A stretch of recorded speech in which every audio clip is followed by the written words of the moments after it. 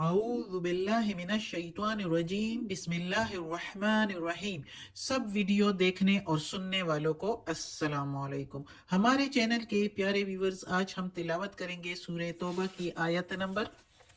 72 اور 73، یعنی کہ آیت نمبر 72 اینڈ 73 انشاءاللہ تلاوت کریں گے ترجمہ کے ساتھ اور تفسیر کے ساتھ۔ تو چلیں شروع کرتے ہیں آج کا سبق، لیکن شروع کرنے سے پہلے چینل کو سبسکرائب کریں، بیل نوٹیفیکیشن کو آن کریں تاکہ اگلی ویڈیو آپ کو آسانی سے ملتی رہے، اور ہو سکے تو شیئر بھی کریں تاکہ زیادہ سے زیادہ لوگ دیکھیں، آپ کو بھی ثواب ملے اور مجھے بھی۔ تو چلیں اب شروع کرتے ہیں آج کا سبق۔ آیت نمبر 72 شروع ہوتی ہے اگلے پیج سے۔ اعوذ باللہ من الشیطان الرجیم بسم اللہ الرحمن الرحیم۔ وعد اللہ المؤمنین، وعدہ ہے، وعد اللہ المؤمنین، وعدہ ہے اللہ کا مومن مردوں سے، والمؤمنات اور مومن عورتوں سے، مومن مردوں سے اور مومن عورتوں سے، جنات باغات کا، تجری بہتی ہے، من سے، تحتہا نیچے، تحتہا الانہار نیچے نہریں، خالدین ہمیشہ کے لیے رہیں گے، فیہا اس میں، فی کے میننگ میں، ہا کے اس، ہا کے میننگ اس میں ہمیشہ کے لیے رہیں گے، ومساکن اور مکان ہے، طیبتن سترے پاک، فی میں، جنات باغات، عدن تیار ہے، باغات میں سترے مکان تیار ہے جنتیوں کے لیے، وَرِضْوَانٌ مِّنَ اللَّهِ اور رضامندی اللہ کی، اکبر سب سے بڑی چیز ہے، سب سے بڑی ہے اللہ کی رضامندی اور خوشنودی، ذالکا یہی، هو الفوز العظیم بڑی کامیابی ہے، عظیم بڑی اور فوز کامیابی ہے۔ تو اس آیت میں اب اللہ تعالیٰ مومنین کے لیے، جس طرح پچھلی آیت میں منافقین کے لیے، پچھلے سے پچھلی آیت میں سبق میں بلکہ، تو اس میں منافقین کی بات ہو رہی تھی کہ منافقین سے اللہ کا کیا وعدہ تھا، اب ادھر مومنین سے اللہ تعالیٰ کا کیا وعدہ ہے۔ تو اب مومنین سے اللہ تعالیٰ نے وعدہ کیا ہے، یہ مومن مردوں اور مومن عورتوں سے اللہ کا وعدہ ہے باغات کا، یعنی جنت کا وعدہ ہے کہ اس جنت میں جائیں گے جو مومن مرد اور مومن عورتیں ہوں گی، جو اللہ کی رضا اور احکامات کے مطابق اس دنیا میں زندگی گزاریں گے، تو ان کو اللہ تعالیٰ باغات جس میں وہ ہمیشہ کے لیے رہیں گے، اور سترے مکان ہوں گے ان کے لیے اس باغات میں، اور پھر سب سے بڑی خوشنودی اور رضامندی اللہ کی جو ادھر ان کو ملے گی، یعنی دنیاوی اور آخرت کی سب سے بڑی نعمتوں میں سے جو نعمت ہے وہ اللہ تعالیٰ کی رضامندی اور خوشنودی ہے۔ جنت بھی اسی لیے بنائی گئی ہے کہ وہ رضا الہی کا مقام ہے۔ اللہ تعالیٰ مومنین کو جنت میں ہر قسم کی جسمانی اور روحانی نعمتیں اور خوشیاں عطا فرمائے گا، مگر سب سے بڑی نعمت جو ہے وہ اللہ کی دائمی رضا اور خوشنودی ہوگی۔ صحیح حدیث میں ہے کہ اللہ تعالیٰ جو ہے اہل جنت کو پکارے گا تو جنتی لبیک کہیں گے، تو اللہ تعالیٰ دریافت کرے گا کہ اب تم خوش ہو گئے ہو، تو یعنی جنت میں جا کے مسلمانوں سے اللہ تعالیٰ دریافت کرے گا، یہ حدیث ہے، صحیح حدیث ہے، تو اس میں اللہ تعالیٰ کہے گا مسلمانوں سے جنت میں کہ اب خوش ہو گئے ہو، جواب دیں گے کہ اے پروردگار خوش نہ ہونے کی کیا وجہ ہے، جبکہ آپ نے ہم پر انتہائی انعام فرمایا ہے۔ تو اللہ تعالیٰ فرمائے گا کہ جو کچھ اب تک دیا گیا ہے، کیا اس سے بھی بڑھ کر ایک چیز لینا چاہتے ہو؟ تو جنتی کہیں گے کہ اے پروردگار اس سے بھی افضل اور کوئی چیز ہوگی، تو اس پر اللہ تعالیٰ فرمائے گا کہ میں اپنی دائمی رضا اور خوشنودی تم پر اتارتا ہوں، جس کے بعد کبھی خفگی اور ناخوشی تم لوگوں کو نہیں ہوگی۔ اللہ اکبر، سبحان اللہ، کتنی بڑی کامیابی، اس سے بڑی کوئی کامیابی ہو سکتی ہے؟ جب سکون ہی سکون ہو، جس سکون اور خوشی کے لیے اس دنیا میں لوگ کیا کیا کرتے پھرتے ہیں، اور یہ فانی دنیا ہے، اور اس میں اللہ تعالیٰ نے کہا بھی ہے کہ یہ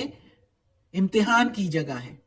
تو ادھر لوگ اس کے لیے کیا کیا کچھ کرتے ہیں، ادھر اللہ تعالیٰ جنت میں یہ سکون اور خوشیاں عطا فرمائے گا، دل خود ہی خود خوش ہوگا،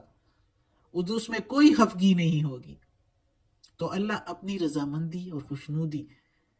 اتارے گا مسلمانوں پر، تو اس سے بھی بڑی کامیابی اور کیا ہوگی۔ اگلی آیت ہے، یا ایہا النبی، اے نبی، جاہد الکفارا، جہاد کرو کفار سے، والمنافقین، اور منافقین سے، وغلظ علیہم، اور سخت ہو اوپر ان کے، یعنی غصہ ہو ان پر، تندہوئی کر ان پر، ومأواہم، اور ٹھکانہ ہے ان کا یعنی منافقین کا، جہنم، جہنم، وبئس المصیر، اور کیا برا ٹھکانہ ہے، وبئس، اور برا، مصیر ٹھکانہ، اور ومأوا جو ہے اس کا میننگ بھی ٹھکانہ۔ تو اس آیت میں اب اللہ تعالیٰ منافقین کے بارے میں پھر کہہ رہا ہے، منافقین اور کافروں دونوں کے بارے میں، درمیان میں مومنین کا بھی کہہ دیا، اس لیے کہ مومن بھی خوش ہو اور تسلی ہو ان کو کہ وہ جو کچھ کر رہے ہیں اللہ کے نزدیک وہ بہت اچھا ہے اور ان کو اس کی بہت اچھا جزا ملے گا۔ یہ غزوہ تبوک کے موقع کی ساری باتیں ہیں، کا بیان ہے، جو ہم نے منافقین کے بارے میں بھی پڑھا ہے اور مومنین کے بارے میں بھی، اور اب اس آیت میں بھی جو پڑھ رہے ہیں، تو یہ غزوہ تبوک سے واپس آنے کے بعد کی ہے یہ آیتیں، جس وقت یعنی غزوہ تبوک کے موقع پر منافقین نے جس طرح کا روش اختیار کیا، منافقانہ روش، اور صاف طور پر دشمنی اور ہر درمی کا ثبوت دیا، تو اس کے لیے جو ہے اللہ تعالیٰ نے اس لیے اس آیت میں سخت رویے کا کہا ہوا ہے محمد صلی اللہ علیہ وآلہ وسلم سے۔ اب جہاد کے لیے کہا ہوا ہے، جہاد کے معنی ہے کسی ناپسندیدہ چیز کو دور کرنے کے لیے انتہائی کوشش کرنا۔ یہ کوشش کبھی ہتھیار سے بھی ہو سکتی ہے، کبھی زبان سے، اور کبھی قلم سے۔ اب ادھر منافقین سے جو جہاد ہے تو وہ ہتھیار سے نہیں، منافقین سے ہتھیار سے جائز نہیں، کیونکہ عہد نبوت میں بھی ایسا کبھی واقعہ نہیں ہوا۔ یہ آیت کیونکہ غزوہ تبوک کے بعد پیش اتاری گئی ہے، آئی ہے یہ آیت، تو اس وقت جو حالات تھے اس میں منافقین نے بہت واضح طور پر اسلامی دشمنی کا ثبوت دیا تھا، تو اس لیے کیونکہ محمد صلی اللہ علیہ وآلہ وسلم تو مسلمانوں کے ساتھ بہت نرمی سے پیش آتے تھے، فطری طور پر نرم ہوتے، تو اس لیے اللہ تعالیٰ نے فرمایا کہ اب منافقین کے ساتھ نرم ہوئی کا معاملہ نہ فرمائے، کیونکہ منافقین جو ہے وہ مسلمانوں کے زمرے میں ہی آتے تھے، ظاہری طور پر تو انہوں نے اسلام قبول کیا تھا لیکن اندر سے وہ منافق تھے، تو اس لیے محمد صلی اللہ علیہ وسلم ان کے ساتھ بھی درگزر کا اور چشم پوشی اور نرم ہوئی کا معاملہ کرتے تھے۔ تو غزوہ تبوک کے موقع پر جب منافقین نے کھلم کھلا بے حیائی اور دشمنی کا انداز اختیار کیا، تو حکم ہوا اللہ تعالیٰ کی طرف سے کہ اب ان کے معاملہ میں سختی اختیار کیجیے، یہ شریر لوگ خوش اخلاقی اور نرمی سے ماننے والے نہیں۔ اب منافقین نے جو اس طرح کا اختیار کیا رویہ، تو اس وقت تک ان کو اس لیے کچھ نہیں کہا جا رہا، یعنی غزوہ تبوک کے واپسی آنے تک کے وقت کی بات ہو رہی ہے کہ اس سے پہلے ان کے ساتھ اس طرح سختی کا معاملہ کیوں نہیں ہوا، تو اس کی دو وجوہات۔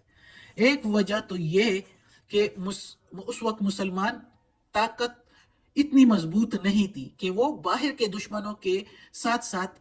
گھر کے دشمنوں کے ساتھ بھی مقابلہ کرتے، یعنی منافقین کے ساتھ۔ اور دوسری بات یہ تھی کہ ان کو وقت دینا مقصد تھا، کہ ہو سکتا ہے ان کے دلوں میں جو شکوک و شبہات ہے وہ وقت کے ساتھ ختم ہو جائے اور وہ بھی پکے مسلمان بن جائے، لیکن جب اتنے وقت میں بھی ان پر کوئی اثر نہ ہوا اور وہ کوئی متاثر نہیں ہوئے، تو اب ان کے لیے اور وقت دینا فضول ہے، ان پر کوئی اثر ہی نہیں ہونے والا، ان کے دلوں پر مہر لگ گئی ہے۔ اب یہ منافقین اگر واضح طور پر کوئی ایسی حرکت کرے جس سے اللہ اور رسول اور اہل ایمان والوں کو نقصان پہنچے اور ان کی غداری واضح ہو تو ان سے جو ہے چشم پوشی نہ کی جائے اور ان پر پردہ نہ ڈالا جائے، بلکہ ان کو واضح طور پر ملامت کیا جائے، اور محفل میں اگر وہ بیٹھے مجلسوں میں تو ان سے منہ نہ لگایا جائے، اور ان کو اسلامی معاشرے میں جو ہے معتبر مقام نہ دیا جائے، اور عدالت میں ان کی گواہی کو بھی معتبر نہ سمجھا جائے، اور عہدوں میں اور منصب میں بھی ان پر دروازے بند کیے جائے، اور جہاں بھی بیٹھے تو ان کے ساتھ اچھا رویہ نہ اختیار کیا جائے۔ اسلامی معاشرے میں ان کو خود ہی معلوم ہو جائے کہ ان کی کیا جگہ ہے، خود ہی وہ فیل کر جائے کہ وہ جو منافقانہ حرکتیں کر رہے ہیں اور مسلمانوں کو نقصانات دے رہے تھے، تو اب ان کو معلوم ہو جائے کہ اب ان کے ان روش پر، اس منافقانہ روش پر ان کو سزا بھی دی جا سکتی ہے، اور اگر وہ کوئی ایسی غداری کرے مسلمانوں کے خلاف تو ان کے اوپر جو ہے مقدمہ کیا جائے اور ان پر شہادتیں دی جائے، گواہی دی جائے، اور ان کو سزا بھی دی جائے۔ یہ اس لیے وغلظ علیہم اس معاملے میں ہے کہ ان کو اب سزا بھی دی جائے، معاشرے میں بھی، سوسائٹی میں بھی ان کو اچھا مقام نہ دیا جائے، اور اگر کوئی غداری کرے تو ان پر مقدمہ بھی دائر کیا جائے اور ان کو سزا دی جائے، اور آخرت میں بھی ان کے لیے جہنم تیار ہے۔ صدق اللہ العظیم۔ آج کا سبق ختم ہوتا ہے۔ اللہ ہمیں توفیق دے اس قرآن مجید کا ترجمہ مکمل کرنے کی اور اس پر عمل کرنے کی بھی توفیق دے۔ یا اللہ، یا پروردگار، یا رب العالمین، یا مالک یوم الدین، یا علی کل شیء قدیر، یا اللہ یہ تیرے کلام قرآن مجید کی تلاوت کی ہے ترجمہ و تفسیر کے ساتھ، یا اللہ اس کے زیر زبر پیش میں، تلفظ میں، ترجمہ تفسیر میں کوئی غلطی ہوئی ہو تو معاف کر دینا، یا اللہ تو غفور الرحیم ہے، رحمان و رحیم ہے۔ یا اللہ ہمیں عافیت والے معاملات دے، ہماری بیماریاں، تکالیف، پریشانیاں اور برائیاں ہم سے دور کر دیں، یا اللہ ہمیں اپنے نیک اور صالح لوگوں میں شامل